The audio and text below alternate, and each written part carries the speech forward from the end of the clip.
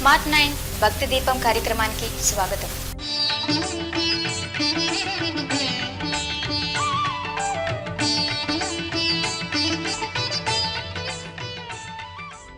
Smart 9 ప్రేక్షకులకు స్వాగతం.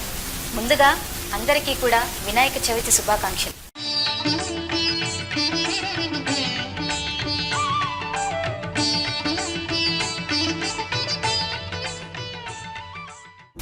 విఘ్నేశ్వరుని పూజ సందర్భంగా ఆచరించాల్సిన నియమాలు తెలుసుకుందాం.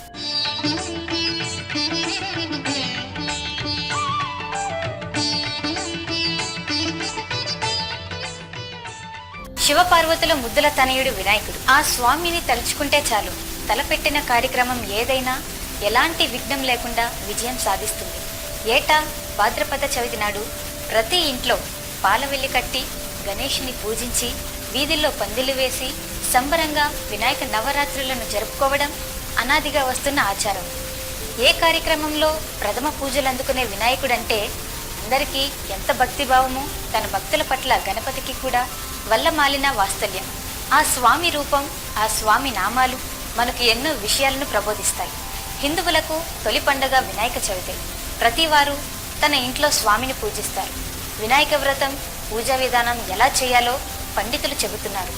వినాయక చవితి రోజున పాత్రకాలమే లేచి ఇంటిని శుభ్రం చేయాలి. తర్వాత తలంటు స్నానం చేసి ఉతికిన వస్త్రాలను ధరించాలి. మామిడాకులు తోరణాలను కట్టి ఇంటిని అలంకరించాలి. ఓ పీటకు పసుపు రాసి ఇంటికి ఈశాన్య భాగంలో లేదా ఉత్తర దిక్కులో ఉంచాలి. ఓ పళ్ళెంలో బియ్యం వేసి వాటిపై తమలపాకులు పెట్టుకోవాలి. అగరవత్తులు వెలిగించి దీపారాధన చేయాలి.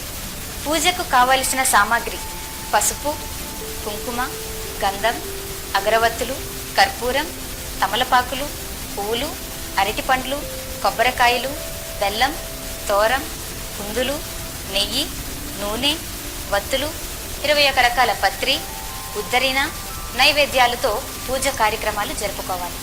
స్మార్ట్ 9 ప్రేక్షకులకు మరొకసారి వినాయక చవితి శుభాకాంక్షలు.